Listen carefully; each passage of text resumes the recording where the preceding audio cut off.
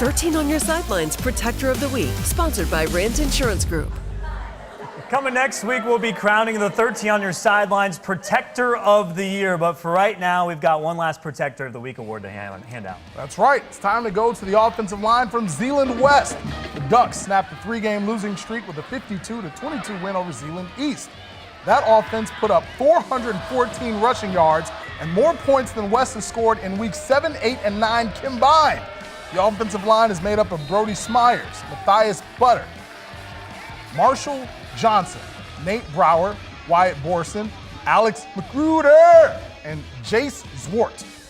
Tonight, we'd see if Zeeland West could put on a repeat performance as they face Coopersville. Matt Guard was there for that Division III battle. He joins us from the control room. Matt? Guys, the last time Zeeland West and Coopersville squared off was 2009 when this year's seniors were about 3 years old. Let's see if these two Ottawa County teams could make up for lost time. Coopersville was down 17 in the third. Bo Harris throws to the end zone. Keaton Hendricks breaks it up. The Broncos would cut into the lead, though, with Evan Olson. He's hitting a 34-yard field goal for the Brand. That makes it a 14-point game. Ducks takes over. Trey Slodick takes a 27-yard run into Bronco territory. That brings us to the end of the third quarter, 38-24 West at that point. Same drive. They hand it to Ronaldo Roblin. He finds pay dirt. They'll add a 2-point conversion to make it 46-24, but the Broncos aren't done yet, guys. Bo Harris is going to scramble on this play, and he's going to find Zach Quigley. Quigley goes down under the Ducks defense, and he's going to get 76 yards and a touchdown. The 2-point conversion makes it a 14-point game. Broncos would get the onside kick, but they'd be forced to go for it on 4th and 3. Harris throws for the end zone, and Ronaldo Roblin is there to knock it down. Zeeland West ends Coopersville's season with a 46-32 victory. They will go on to face Parma Western in the regionals. The Panthers beat Lakeshore tonight, 38-20. Let's take a trip down I-196 where Saugatuck hosted White Pigeon in Division 8. First quarter, Trailblazers driving. Matt Hargerink gets out in space, but Jordan Pisco rips it out. Chiefs fall on it, and they are in business. The ensuing drive, Caleb Lane. He is going to take it to the outside, and he is living life in the fast lane. I'm taking Mark's singing bit. 75 yards to the house, 7-0 Chiefs. Second quarter, Saugatuck punts. Jordan Pisco, he's going to take it on the hop. He's going to get it. Take it the distance. There was an illegal block in the back, though, on that return, so the touchdown didn't count. The Chiefs would get the ball in the red zone, though. From there, Maddox Janczak takes it from the 8. White Pigeon led 14-0 with this touchdown. Saugatuck looking to get back into it. Hargerink finds Landon Miller for a 16-yard pickup here on this throw.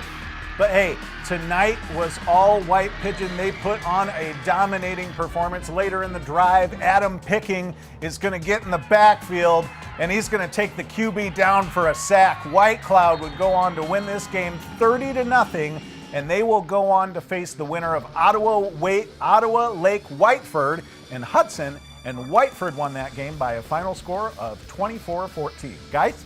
Last week, the Hart Pirates made history by playing in and winning their first ever playoff game. Now they've got a chance to make even more history as they travel to Reed City for their first ever district title game. It's the first meeting between these two schools since 1965.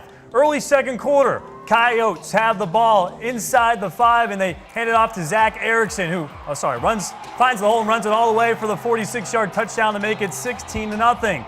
Late second quarter, Reed City in their own territory. John Andres gets the ball, breaks a tackle, and finds the hole. He's got reservations for 6 on the 58-yard scoring scamper. The Coyotes are dominating. It's 30-zip. Third quarter, Hart on the 39. The pitch goes to Amon Hertzler, who finds the gap, does not stop, and he finds Pater. The Pirates get on the board. It's 30-6. Middle of the third quarter, Coyotes keep pouring it on. Zach Erickson scurries up the middle, and he goes 13 yards into the paint box. That makes it 36-6.